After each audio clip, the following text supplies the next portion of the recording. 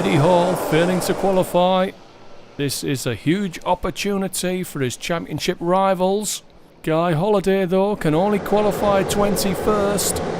Dangor starts 13th. What an opportunity for Lee Kemp starting second on the front row with Glenn Beard.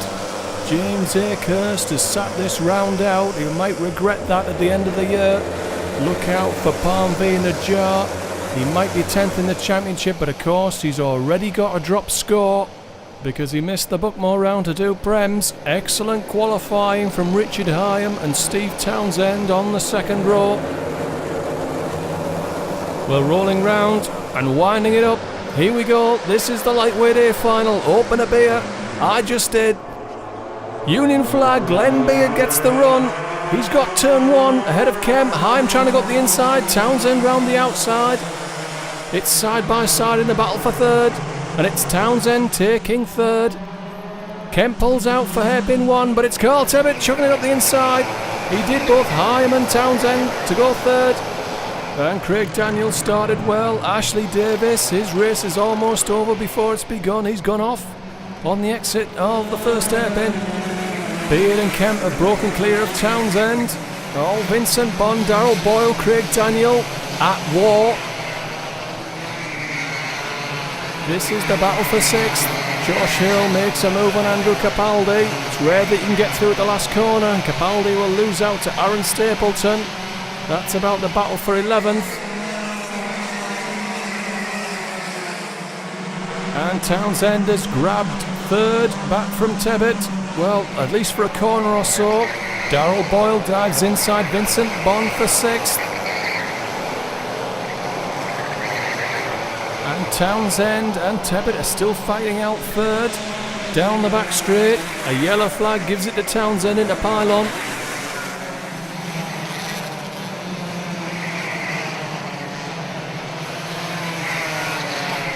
Well, we're 2 laps into the books, and it already looks as though this final will be decided between Glenn Beard and Lee Kemp. Tebbett forced to defend against Richard Hyam. Well, we're only 2 laps into this final, but it looks as though it's a 2-horse race between Beard and Kemp as Tebbett tries to find a way past Steve Townsend.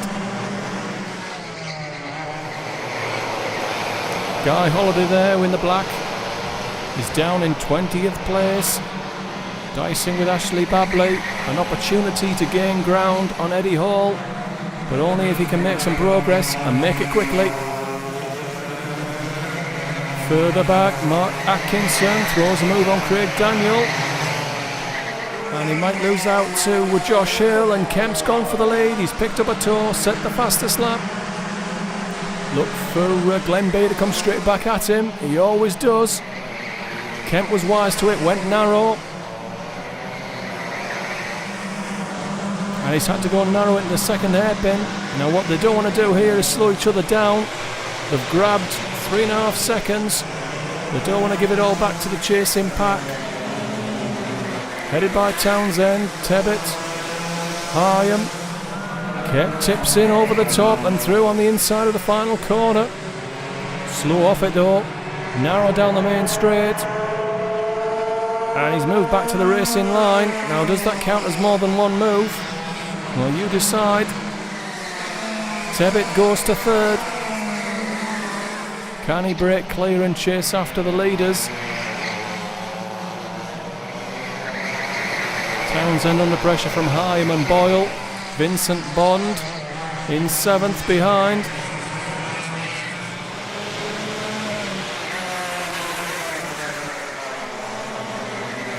He's broken clear for now of Palm V in a jar in 8th. Josh Hill is 9th. Atkinson is 10th. Kemp getting his head down. Here comes Richard Hyam. Inside of Steve Townsend, into turn 1. He's through. That's for 4th place. Darrell Boyle now looking to the inside of Townsend. Steve shuffled down the line.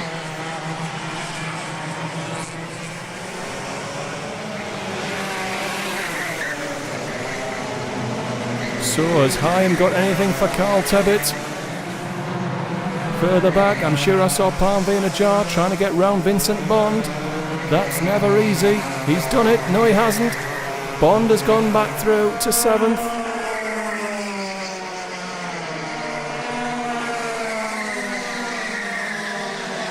Bond defending from Palmveen Jar. Crucial to pick up as many positions here as possible. He may have to count this score at the end of the season. Here comes Palmveen. He's through. That's 7th. Hang on, Vincent Bond coming back down. Body rub going on. Josh Hill throws it up the inside in the white.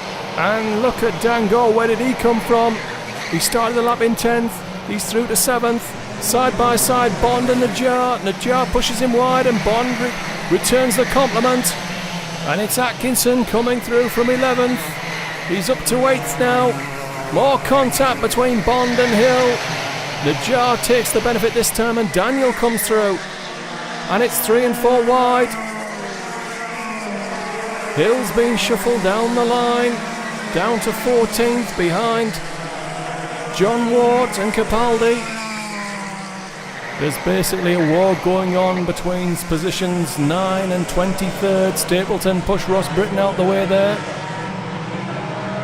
I'm sure he'll get his just desserts in a corner or so. What must be Guy Holiday thinking? Mired in there, around 20th.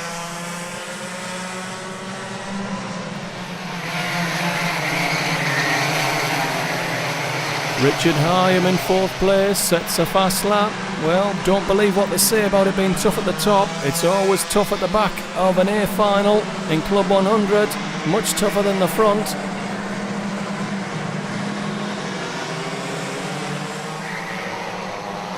Najjar still unable to get past Vincent Bond for 10th place.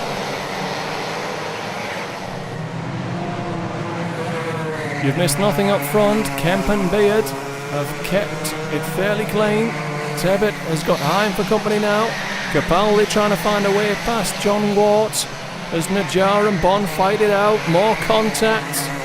Pick a corner. You're sure to see some trouble.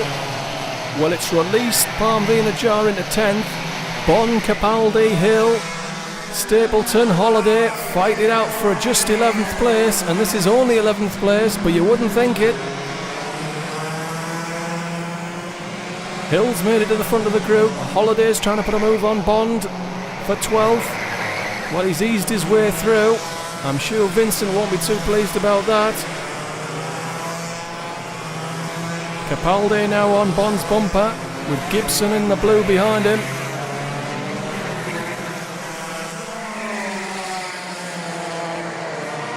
Up front, it's time to decide who's going to win this one. We've been away, nothing's changed. Here comes Glenn Beard. He's trying to go through. He's fighting it out with Lee Kemp and he's got it in the second hairpin. A lap and a half from the finish. How badly does Lee Kemp want this? How badly does Glenn Beard want it? Tebbit and Hyam will fight for the final podium step. Up front, here comes Lee Kemp. He's done this before. Now can he get a run off the corner? He can't. He had to defend it the first time he tried it. This time Beard's got a better run and he's got the lead. Now has Lee shown his hand, and will Glenn be wise to it on the final lap, which this is? Down to the first hairpin, the classic overtaking sport at Rye House. Glenn goes in very deep, runs wide, just hangs on. Second hairpin, nothing from Lee on that one. He's running out of corners. He's got the right-hander in pylon, maybe. And then the last corner, both of which are not easy overtaking manoeuvres. Glenn Beard is going to hang on here. He's showing Lee the outside. Is that a mistake? He's gone wide. Half a cart. Lee Kemp is through. Lee Kemp has nicked it. He's stolen it from Glenn Beard in the final corner.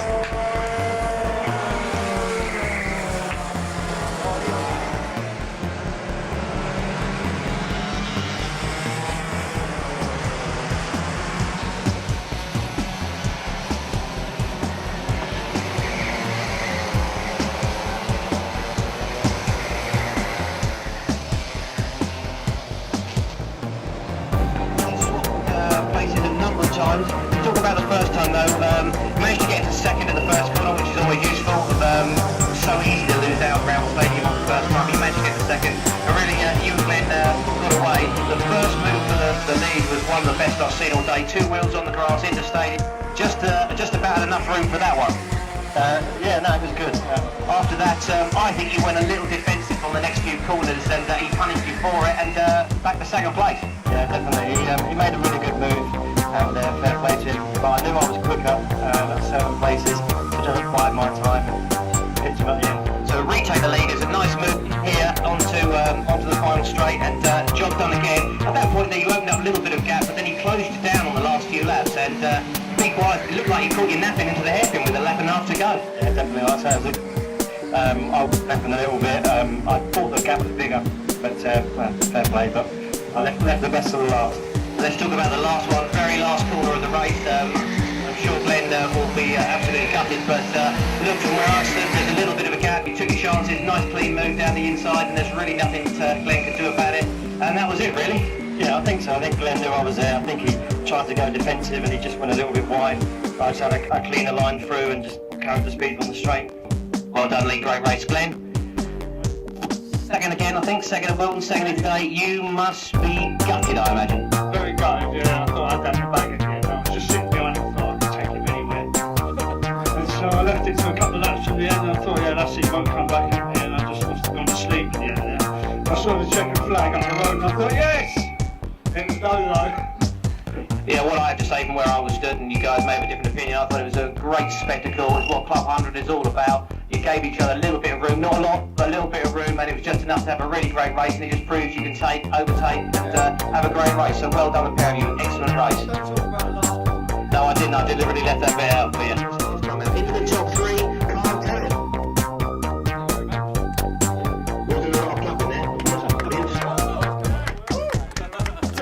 Like it. Right, second place today you heard from him. Great driving. It was an absolutely brilliant race. Second today, again, Glenn Beard. And the race winner. Took it to round 7. I thought we'd have won a few more before then, but a cracking race. A great move for the lead early on, and a great move on the last corner to win the race. Well done.